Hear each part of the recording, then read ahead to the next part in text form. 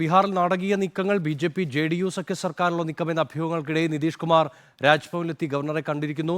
പുതിയ സർക്കാർ ഞായറാഴ്ച സത്യപ്രതിജ്ഞ ചെയ്യുമെന്നാണ് റിപ്പോർട്ടുകൾ. എന്നാൽ റിപ്പബ്ലിക് ദിനത്തോടനുബന്ധിച്ചുള്ള വിരുന്നിൽ പങ്കെടുക്കാൻ എത്തിയതെന്നാണ് നിതീഷിന്റെ വിശദീകരണം. നൊബിൾ മാരിക്കാരാണ് വിവരങ്ങളുമായി ചേരുന്നത്. നൊബിൾ, ഏറ്റവും ഒടുവിൽ ലഭിക്കുന്ന വിവരങ്ങൾ. നിമേഷ്, അല്പം മുമ്പാണ് രാജ്ഭവനിൽ എത്തി ബീഹാർ മുഖ്യമന്ത്രി നിതീഷ് കുമാർ ഗവർണറെ കണ്ടത്. പക്ഷേ രാജ്ഭവനിൽ എത്തിയത് റിപ്പബ്ലിക് ദിനവുമായി ബന്ധപ്പെട്ടുകൊണ്ട് ഗവർണർ ഒരുക്കിയ വിരുന്നിൽ പങ്കെടുക്കാനാണ് എന്നാണ് ഒരു ഔദ്യോഗിക വിശദീകരണം ഇതിൽ വരുന്നത്. എന്താണെങ്കിലും നിതീഷ് കുമാർ രാജിക്കത്ത് കൈമാറിയിട്ടില്ല എന്നാണ് അറിയാൻ കഴിയുന്നത്. നേരത്തെ ഈ ഞായറാഴ്ച സത്യപ്രതിജ്ഞ നടക്കുന്ന പശ്ചാത്തലത്തിൽ നിതീഷ് കുമാർ മുഖ്യമന്ത്രി സ്ഥാനം ഇന്നോ അല്ലെങ്കിൽ നാളെയോ രാജിവെച്ചേക്കും എന്ന അഭ്യൂഹങ്ങൾ ഉണ്ടായിരുന്നു. അതിനിടയിലാണ് ഈ കൂടിക്കാഴ്ച ഉണ്ടായത് എന്നതും പ്രധാനമാണ്. എന്താണെങ്കിലും അത്തരത്തിൽ രാജിവെക്കുകയാണെങ്കിൽ തന്നെ വരും ദിവസങ്ങളിൽ ബി.ജെ.പിക്കൊപ്പം ചേർന്ന് സർക്കാർ രൂപീകരണത്തിൽ അവകാശവാദം ഉന്നയിക്കാനാണ് നിതീഷ് കുമാറിന്റെ ഒരു നീക്കം. ഇപ്പോൾ ഇന്നലത്തെ കൂടിക്കാഴ്ചയിൽ അത്തരത്തിലുള്ള കാര്യങ്ങൾ ഉണ്ടായിട്ടില്ല എന്ന വിവരങ്ങൾ പുറത്തുവരുന്നുണ്ട്. അതേസമയം മറ്റ് വിഷയങ്ങളിൽ ചർച്ചകൾ പുരോഗമിക്കുകയാണ്. പ്രധാനമായും ബി.ജെ.പിയുമായി ബന്ധപ്പെട്ട എൻ.ഡി.എ പ്രവേശനവുമായി ബന്ധപ്പെട്ട കാര്യങ്ങളിൽ അവസാന ഘട്ടത്തിലാണ് ചർച്ചകൾ ഉള്ളത്. ഏറെക്കുറെ എല്ലാ ഫോർമുലകളും ഇതിനോടകം തന്നെ കൃത്യമായ രീതിയിൽ അംഗീകരിക്കപ്പെട്ടിട്ടുണ്ട് രണ്ടു പക്ഷത്തും എന്നാണ് അറിയാൻ കഴിയുന്നത്. എന്താണെങ്കിലും ഇന്നിപ്പോൾ ഈ ചർച്ചകൾ തുടരുന്നതിന് ഇടയിലാണ് ഗവർണറുടെ വസതിയിലേക്ക് നിതീഷ് കുമാർ എത്തിയത്. അത് രാജി നൽകാനാണെന്ന അഭ്യൂഹം വലിയ രീതിയിൽ തന്നെ വലിയ രീതിയിൽ ഉണ്ടാക്കുകയും ചെയ്തു. പക്ഷേ രാജി നൽകാതെ അദ്ദേഹം മടങ്ങി എന്നാണ് അറിയാൻ കഴിയുന്നത്. നിലവിൽ ഒരു വിശദീകരണമായി ഞാൻ അത് സൂചിപ്പിച്ചതുപോലെ പറയുന്നത് ഗവർണർ ഒരുക്കിയ അത്താഴ വിരുന്നിൽ, ഗവർണർ ഒരുക്കിയ റിപ്പബ്ലിക് ദിന വിരുന്നിൽ പങ്കെടുക്കാൻ വേണ്ടി എത്തിയതാണ് എന്നുള്ളതാണ്. നോബിൾ, മറ്റൊന്ന്, നേരത്തെ കൂട്ടി നിശ്ചയിച്ച പ്രകാരമാണ് നിതീഷ് ബി.ജെ.പിയിലേക്ക് ചേക്കേറുന്നത് എന്നൊരു വിലയിരുത്തൽ കോൺഗ്രസിനുള്ളിൽ തന്നെയുണ്ട്. അതായത് നേരത്തെ പ്ലാൻ ചെയ്ത പ്രകാരമാണ് ഇത്തരത്തിലുണ്ടായിരുന്നത്. സോണിയാഗാന്ധി അടക്കം ബന്ധപ്പെടാൻ ശ്രമിച്ചിട്ടും നിതീഷിനെ കിട്ടുന്നില്ല. അപ്പോൾ വ്യക്തമായ പ്ലാനോടുകൂടിയാണ് നിതീഷിന്റെ നീക്കങ്ങൾ എന്നാണ് ഇപ്പോൾ ഇന്ത്യ മുന്നണിയിൽ തന്നെയുള്ള വിലയിരുത്തൽ.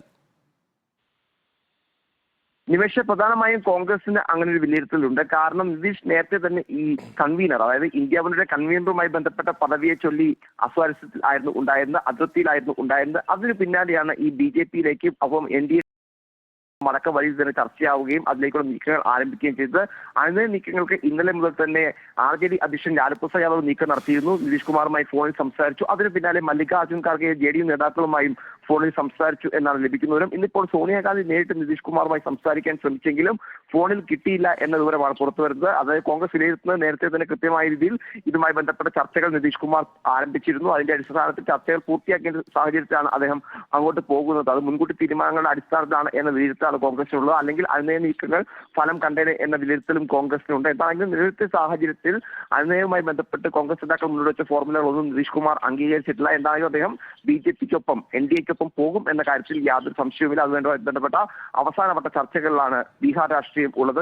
പട്ന കേന്ദ്രീകരിച്ചും അതോടൊപ്പം തന്നെ ദില്ലി കേന്ദ്രീകരിച്ചുമാണ് ചർച്ചകൾ നടക്കുന്നത് എന്നാണ് ഏറ്റവും പ്രധാനപ്പെട്ട കാര്യം. നിമേഷ്, നോബിൾ, മറ്റൊന്ന്, ഈ നിതീഷ് കുമാറിനെ ലഭിച്ചാൽ 40 സീറ്റും ബീഹാറിൽ നേടാമെന്ന് എൻ.ഡി.എ കരുതുന്നുണ്ട്. പക്ഷേ ബീഹാറിൽ തന്നെയുള്ള നേതാക്കൾ പലരും ഈ നിതീഷിനെ വിശ്വസിക്കാൻ പറ്റില്ല എന്നൊരു അഭിപ്രായം കൂടി മുന്നോട്ട് വെക്കുന്നുണ്ട്. നിമേഷ്, ബി.ജെ.പിയെ സംബന്ധിച്ചിടത്തോളം ഇനിയിപ്പോൾ നിതീഷ് കുമാർ അങ്ങോട്ട് എത്തിക്കഴിഞ്ഞാൽ തീർച്ചയായും അവരെ സംബന്ധിച്ച് 40 സീറ്റുകളിലും സംസ്ഥാനത്ത് ലോക്സഭാ തെരഞ്ഞെടുപ്പ് വിജയിക്കാൻ കഴിയുന്ന സാഹചര്യം ഉണ്ടാകും. കാരണം നേരത്തെ തന്നെ ബി.ജെ.പിക്ക് അവിടെ മികച്ച ഒരു മേൽക്കൈയുണ്ട്. അത് അതേപടി നിർത്താൻ നിതീഷ് കുമാറിന്റെ പാർട്ടി കൂടി അങ്ങോട്ട് എത്തുമ്പോൾ, എൻ.ഡി.എയിലേക്ക് എത്തുമ്പോൾ സാധിക്കും എന്ന വിജയത്തിൽ അവർക്കുണ്ട്.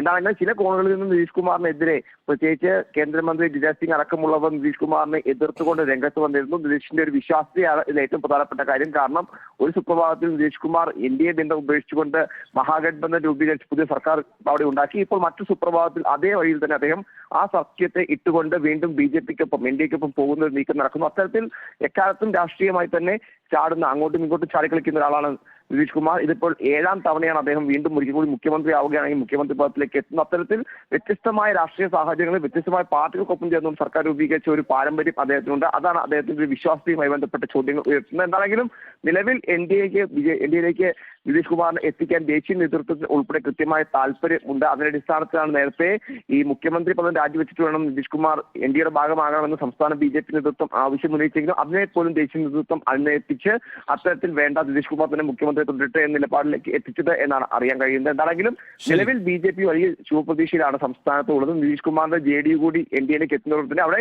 വലിയ രീതിയിൽ വിജയിക്കാൻ കഴിയും എന്നൊരു പ്രതീക്ഷ അവർ പങ്കുവയ്ക്കുന്നു.